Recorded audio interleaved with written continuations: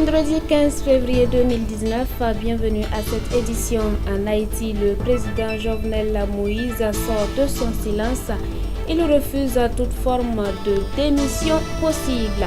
Bienvenue à cette édition. Ouvrons ce journal par une note de politique. Le mouvement du peuple pour le progrès a fait le bilan de sa gestion du pouvoir d'État et a élaboré des projections sur le futur proche de la vie politique, c'est-à-dire les prochaines élections présidentielles prévues en 2020 au Burkina Faso.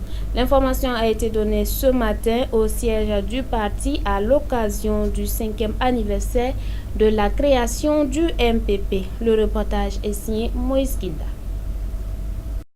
Devant la presse, Simon Compaoré, président par intérim du mouvement du peuple pour le progrès, relève plusieurs acquis du gouvernement depuis l'arrivée du président Roch-Marc Christian Kaboré au pouvoir. L'actualité oblige, le secteur de la sécurité a été abordé par les premiers responsables du parti au pouvoir. Il n'est un secret pour personne que notre pays et ses institutions font l'objet d'une vaste opération de déstabilisation par terrorisme interposé depuis que le MPP a pris les rênes du pouvoir d'État dans notre pays en 2015.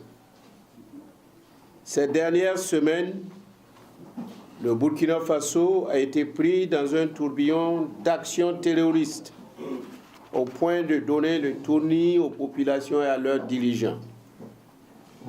Mais voyez-vous, le MPP a toujours cru en la résilience de nos forces de défense et de sécurité et en leur capacité à rebondir.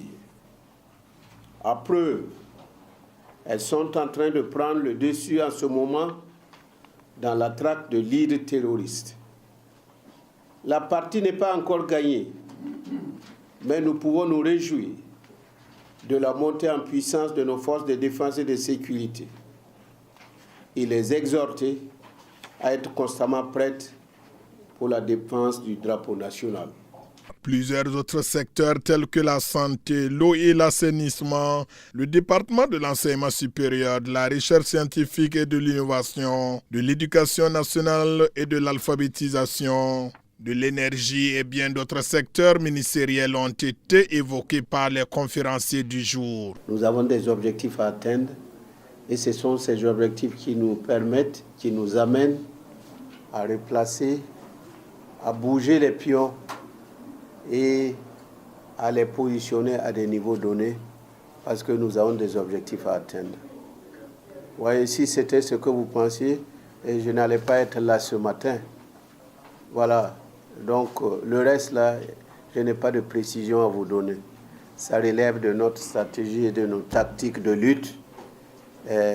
Prenez acte seulement qu'il y a sur le front de l'État des camarades qui ont une obligation de résultat. Et au niveau du parti, des camarades également qui ont une obligation de résultat. Et au niveau de l'Assemblée nationale, des camarades qui ont une obligation de résultat. Et au niveau de la vie pratique, des militants qui chacun à son niveau de positionnement a une obligation de résultat. Et selon Simon Compaoré, président par intérim du mouvement du peuple pour le progrès, c'est juste un échantillon des réalisations qui ont été communiquées et le parti au pouvoir se donne une note de satisfaction tout en reconnaissant tout de même que plusieurs défis restent à relever. West Africa Entrepreneurship and Innovation Foundation organise la deuxième compétition régionale des projets des promoteurs burkinabés. Les 3 meilleurs projets du concours participeront à Hub Africa 2019 les 12 et 13 juin au Maroc. La cérémonie de lancement a eu lieu ce soir même en présence de Yannick Kaboré et de Odette Zangina. Voici donc lancé à Ouagadougou African Push Roadshow édition 2019, une compétition qui va à la rencontre des porteurs de projets burkinabés. En croire Rémi Fulgence Danjuno, représentant le parrain, le ministre du Commerce, cette compétition est une opportunité pour les jeunes burkinabés qui regorgent de potentialités à faire valoir leur talent et se confronter à d'autres horizons afin de contribuer d'une manière ou d'une autre à l'essor du Burkina Faso. Il ne faut pas penser que l'emploi ne peut être que salarié. Il faut croire en l'énergie que nous avons dans nos jeunes. Il faut croire aux possibilités que nous avons dans notre pays, qu'elles soient culturelles, agro-pastorales. Dans les nouveaux secteurs de l'Internet et autres, il y a énormément de potentialités et il faut que nos jeunes se saisissent de ça. Et cette initiative-là donne la possibilité à ces jeunes-là d'avoir cette opportunité-là et de s'ouvrir à d'autres chances afin de créer des richesses, de se prendre en charge, mais surtout de créer des emplois, de changer fondamentalement la face de notre pays. Je pense qu'il faut les encourager et féliciter tous ceux qui rendent possible ce challenge-là. West African Entrepreneurship and Innovation Foundation et Web Africa sont les promoteurs du dit programme. Ils espèrent ainsi favoriser l'émergence des jeunes entrepreneurs africains, clé de tout développement. En croire le représentant des promoteurs, des grandes innovations sont au cœur de Web Africa 2019.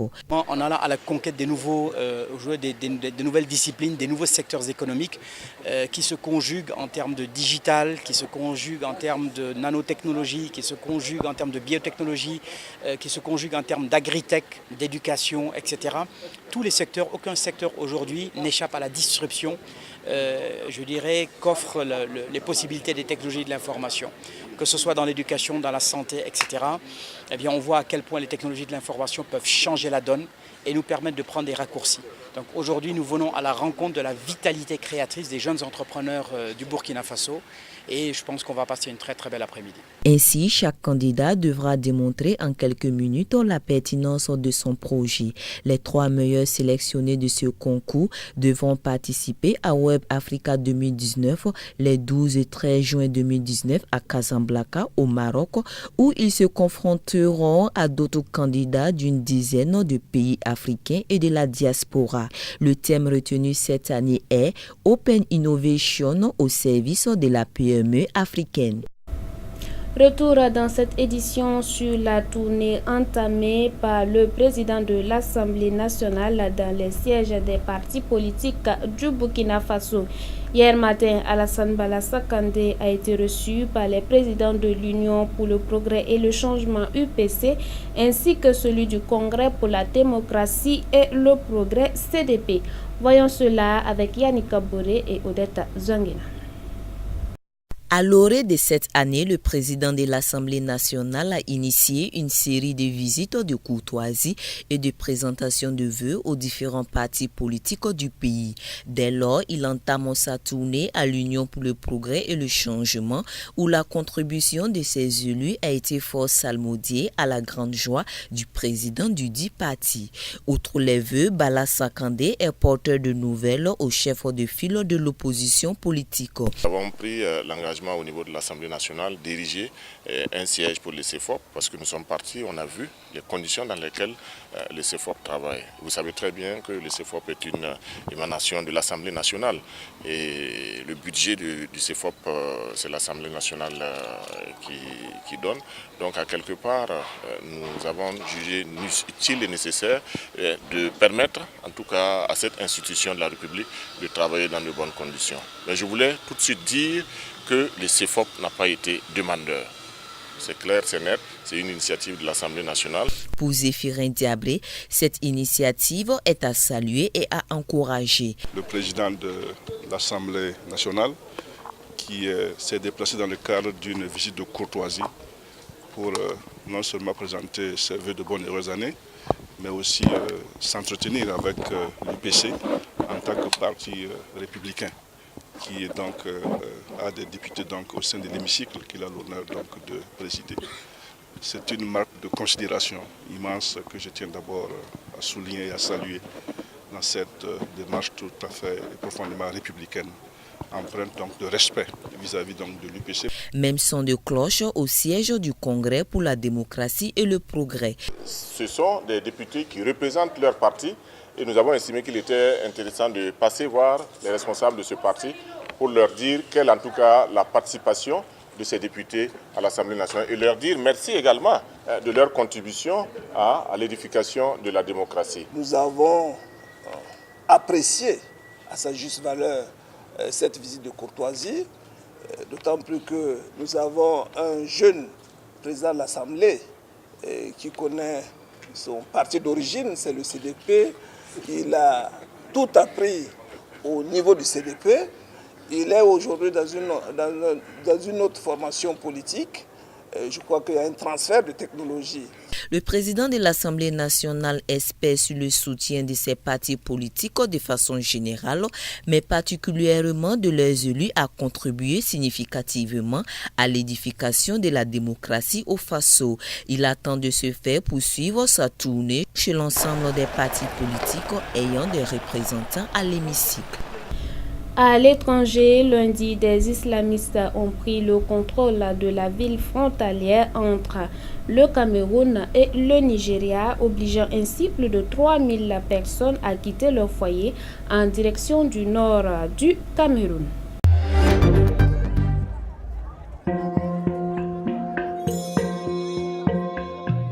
Ces derniers jours, des milliers de réfugiés ont rejoint ce camp à Goura, dans le nord du Cameroun. Ils sont nigérians et fuient le groupe djihadiste Boko Haram. Lundi, les islamistes ont pris le contrôle de la ville frontalière de Rann sans résistance après le départ de soldats camerounais et nigérians. En 48 heures, environ 30 000 personnes ont quitté leur foyer.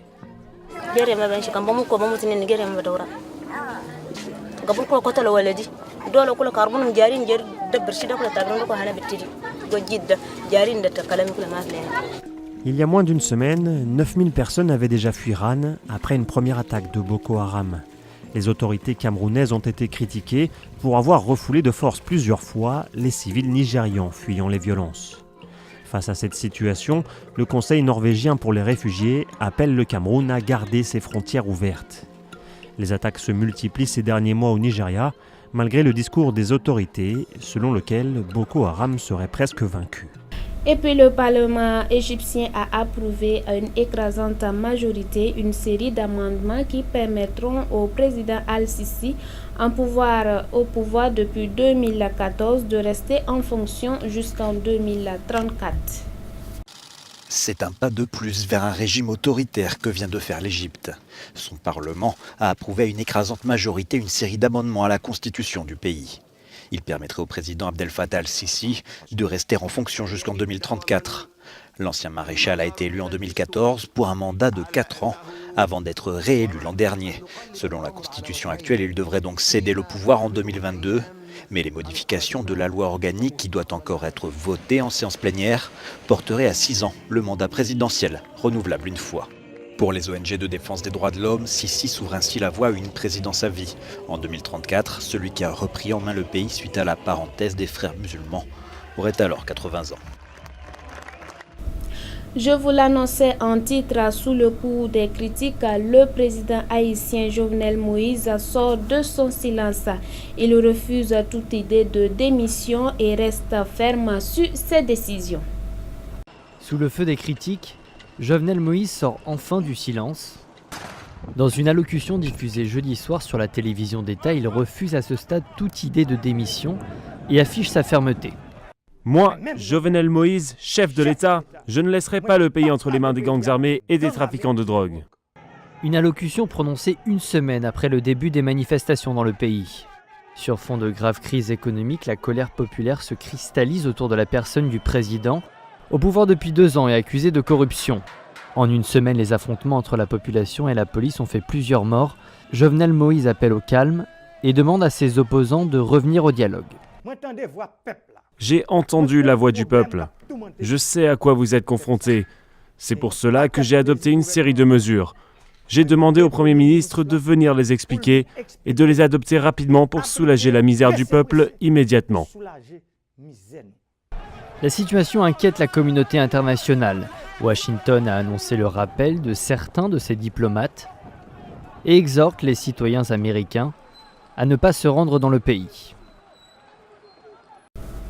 Les nouvelles du pays de l'oncle Sam, le président américain Donald Trump a accepté la signature d'un compromis budgétaire afin d'éviter une nouvelle mésentente dans l'administration fédérale. Néanmoins, il compte déclarer l'urgence nationale pour la construction de son mur frontalier avec le Mexique. Pour éviter une nouvelle paralysie partielle des administrations fédérales, Donald Trump a accepté la signature d'un compromis budgétaire. Mais il compte déclarer l'urgence nationale pour construire son mur à la frontière mexicaine. Et il aura le soutien du chef de la majorité républicaine au Sénat. J'ai parlé avec le président Trump et je voudrais dire à tous mes collègues qu'il m'a indiqué qu'il se préparait à signer la loi de financement. Et il va déclarer l'urgence nationale en même temps. Je lui ai indiqué que je me préparais à soutenir cette déclaration d'urgence nationale. Mais cette procédure exceptionnelle qui autorise le président des États-Unis à contourner le Congrès pour mobiliser des fonds hérisse de nombreux parlementaires qui parlent d'abus de pouvoir, de graves erreurs. Si le blocage de cette déclaration par le Congrès paraît toutefois difficile, des poursuites judiciaires pourraient en revanche être lancées pour la contrer. La construction du mur anti-migrants était la grande promesse de campagne de Donald Trump et il lui manque toujours environ 4 milliards de dollars pour la réaliser. Une brève dans cette édition. En Inde, 2 bus ont été touchés par une explosion ce jeudi.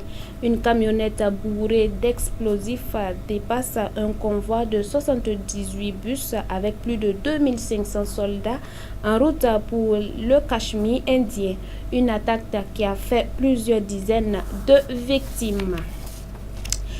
Espérer contre toute espérance, nous méditons cette assertion biblique en cette fin de semaine.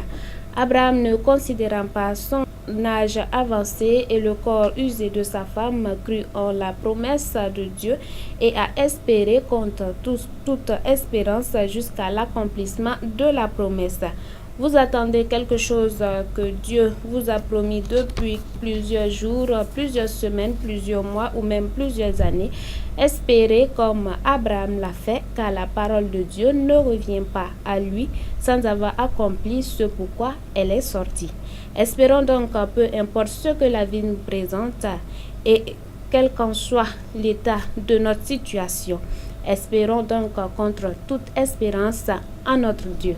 Ainsi s'achève cette édition. Merci de nous avoir suivis. Je vous retrouve une prochaine fois. Bonsoir chez vous.